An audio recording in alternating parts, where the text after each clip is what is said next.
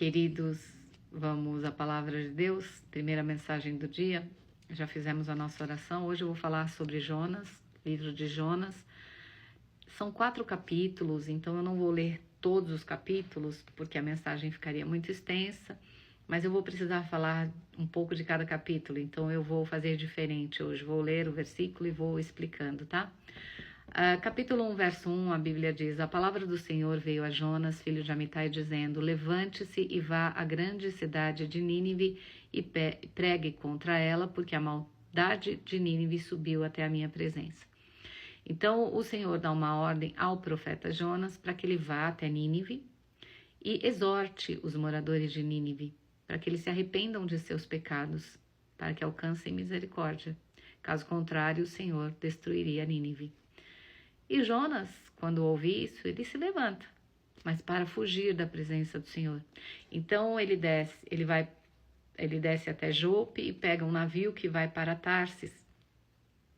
Só que quando ele entra no navio para escapar do Senhor, o Senhor lança um forte vento e uma tempestade se inicia. E essa tempestade é tão violenta, que o navio estava a ponto de se despedaçar, tá? Isso está a partir do verso 4 do capítulo 1. Então, os marinheiros, sem saber o que fazer, foram lançando a bagagem, a carga, né, das pessoas no mar para que ficasse mais leve, e a carga do navio também para que ficasse mais leve. Então, Jonas deveria estar preocupado, porque ele sabia que isso estava acontecendo por causa dele. Ele estava no porão dormindo. Então, os marinheiros, eles se reúnem e lançam a sorte para descobrir quem é o culpado, né, daquele mal, e a sorte cai sobre Jonas. E Jonas fala para eles: eu tô fugindo de Deus mesmo, entendeu? Então, o único jeito da tempestade acabar é vocês me lançarem no mar. E os marinheiros, que não conheciam o Deus de Jonas, temeram muito mais do que ele. Porque pensaram: Senhor, como é que nós vamos jogar esse homem ao mar?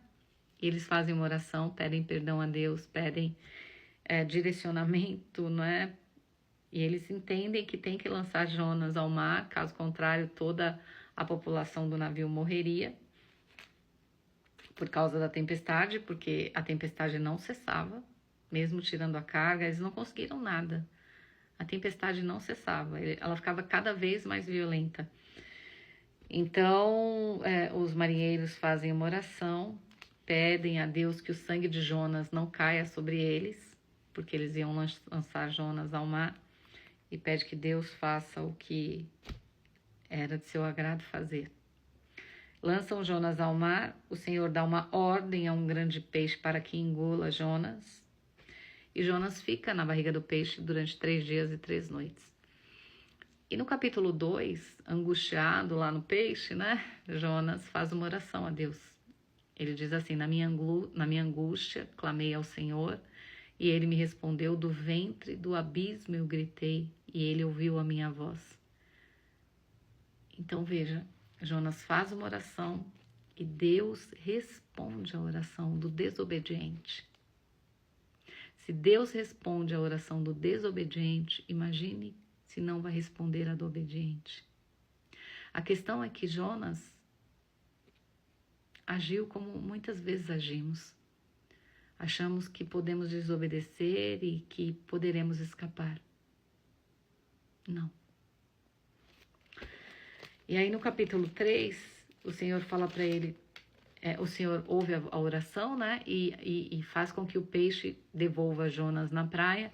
E Deus fala com ele de novo, pedindo que ele vá a Nínive, que ele obedeça, que ele pregue contra a cidade, o que o Senhor estava mandando dizer. Então, como Nínive era muito grande, precisava de um tempo, pelo menos 3 dias, para percorrer toda a cidade, Jonas começou a percorrer a cidade no caminho de um dia e pregava o que o Senhor mandou dizer.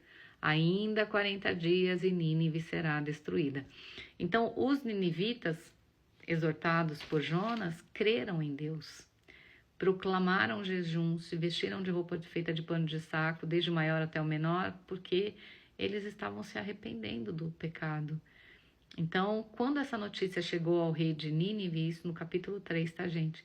Ele se levantou do trono, tirou os trajes reais, se cobriu de pano de saco, ou seja, se humilhou na presença do Senhor, deitou sobre as cinzas, mandou proclamar e divulgar em Nínive o seguinte: por mandado do rei e dos nobres, ninguém, nem mesmo nem mesmo os animais, bois e ovelhas, pode comer coisa alguma, senão então não deem pasto, nem deixe que bebam água, todos devem ser cobertos de pano de saco, tanto as pessoas quanto os animais.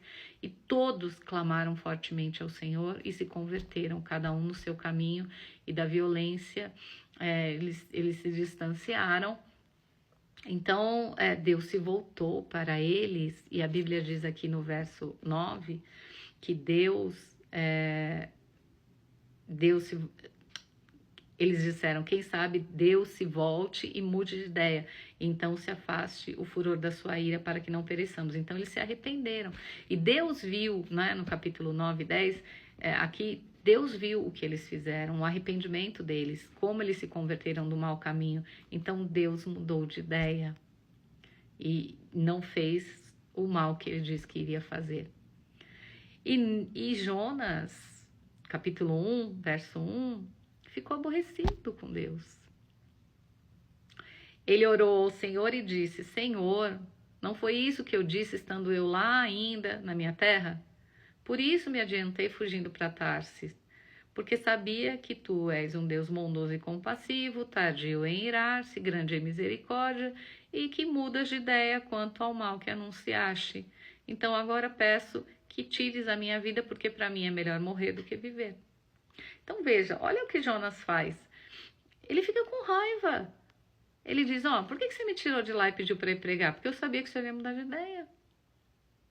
Mas será que Deus mudaria? Será que o povo Ai, gente, tem um fio de cabelo aqui. Será que o povo se converteria do seu mau caminho se ninguém tivesse falado com eles? Os exortado? Se Jonas não tivesse ido lá, será que por si só eles deixariam o mau caminho? Talvez esta tenha sido a questão que Jonas não tenha entendido, não tivesse entendido. Porque Deus se arrependeu, mas por quê? Porque eles se converteram. Porque eles se arrependeram do mau caminho.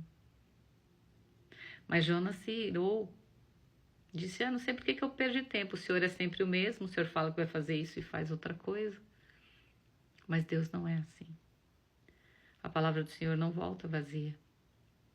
Ele não mudou de ideia.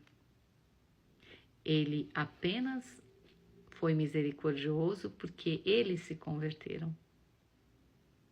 Então ele é bom, compassivo. Ele estende sua compaixão. Ele nos dá sempre uma nova chance, como ele deu aqui ao povo de Nínive. Mas Jonas não, ele fica tão irado que ele sai da cidade, se senta no leste, sai da cidade, se senta numa região leste e acaba pegando no sono. Então Deus faz crescer uma planta sobre o Jonas para que fizesse sombra em sua cabeça. Veja como Deus é bom. E aí quando Jonas acorda, não é? Ele ficou contente quando ele viu a planta. Só que não era mais necessária a planta, Deus permitiu que a planta morresse, ele se ira e pede para morrer de novo. Olha que revoltado. Então, o que essa mensagem me mostra? Ela me mostra que nós buscamos desesperadamente a misericórdia de Deus quando nós erramos. E quando é o outro, nós queremos que Deus o castigue. E às vezes a gente quer morrer a ter que ver o outro sendo abençoado por Deus, mesmo depois de ter se arrependido do seu pecado. Isso é muito sério. Então, nesta manhã, o que eu quero te passar nesta mensagem é: seja compassivo, como Deus é conosco. Perdoe, tenha compaixão do próximo. Aprenda com Cristo.